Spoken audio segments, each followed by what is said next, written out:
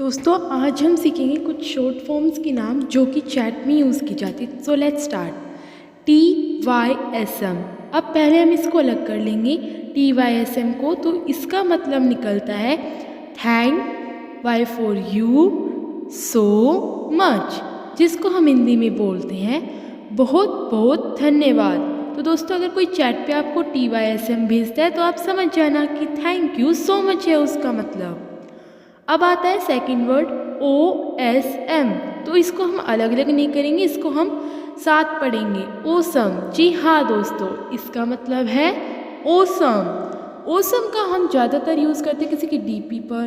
तो इसका मतलब होता है हिंदी में शानदार और गजब, जो कि ज़्यादा अट्रैक्टिव लगता है और ब्यूटीफुल लगता है, उस पर इसका मैसेज किया जाता है। नाउ ये वर्ड है दोस्तों TTYL। तो पहले हम TTYL को अलग अलग करके लिख लेंगे और अब हम इसका मीनिंग निकालेंगे। Talk to you later. इसका मतलब हम जैसे किसी से बात करते हैं तो कोई अनदर कॉल आ जाता है तो हम इसका यूज़ करते हैं। तो अब इसका हिंदी में हम मीनिंग निकालते हैं तो उसका मतलब होता है बाद में बात करते हैं, कि हम थोड़ी देर में बात करते हैं, अभी मेरा फ़ोन आ रहा है या फिर कुछ और हो रहा है, तो मतलब any reason. W for you, इसका हम मीनिंग निकालेंगे। W का मतलब मुझे समझ आ रहा है दोस्तों, पर ये 4 मैथ्स का वर्ड कहाँ से आ गया। तो अब मैंने क्वेश्चन किया व्हाट आर यू डूइंग। तो दोस्तों इसकी हिंदी बनी कि तुम क्या कर रहे हो। तो मुझे आंसर मिला I was W for you, कि मैं W फॉर यू कर रहा हूँ। तो इसकी मतलब क्या है दोस्तों, अभी मैं इसकी फुल फॉर्म बताती हूँ आपको। इसका मतलब है I was waiting for you, कि मैं तुम्हारा इंतज़ार कर रहा हूँ। तुम्हारा यू, जो यू होता है उसका मतलब यू होता है आपका या फिर तुम। तो दोस्तों आप इसका यूज़ कर सकते हैं चैट में या फिर आप किसी भी प्लेस पे इसका यूज़ कर सकते हैं, कॉमनली यूज्ड वर्ड है।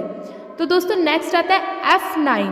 तो मैंने 4 का मतलब तो समझ लिया, ये 9 कहाँ से आया, F9। अब मैंने क्वेश्चन किया हाउ आर यू, कि तुम कैसे हो। तो मुझे इसका आंसर मिला या फिर आप कैसे हो। तो इसका मुझे आंसर मिला F9। तो दोस्तों अगर हम F9 को जोड़ के पढ़ते तो इसका मीनिंग निकलता है फाइन। तो दोस्तों देख लीजिए, अगर आपको अच्छी लग रहा है तो आप सब्सक्राइब जरूर कर दें। तो इसका मतलब है अच्छा या ठीक। तो अगर आपसे कोई पूछता है हाउ आर यू तो आप बोल सकते हैं F9, इट मीन्स फाइन।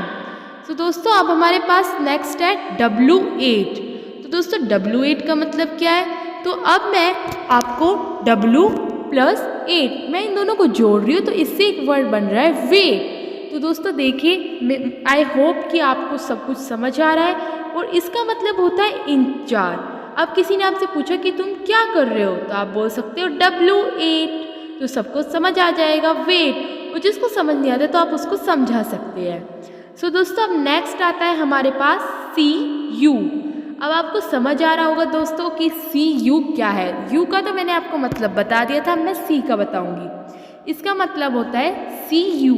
अब इसको हम हिंदी में बोलते हैं फिर मिलते हैं। इसके बाद नेक्स्ट वर्ड हमारे पास आ रहा है दोस्तों SYS। अब SYS को हम अलग अलग करके लिख लेंगे और अब हम इसका एक मीनिंग निकालेंगे। तो इसका मीनिंग निकलता है हमारे पास See you soon।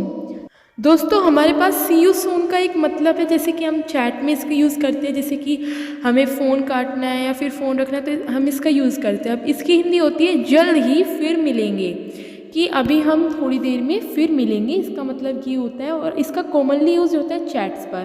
तो आप समझ गए होंगे, अगर कोई आपको SYS भेजे तो आप समझ जाना। RIP की फुल फॉर्म दोस्तों होती है। तो अब है दोस्तों नेक्स्ट हमारे पास RIP। तो RIP की फुल फॉर्म दोस्तों होती है रेस्ट इन पीस।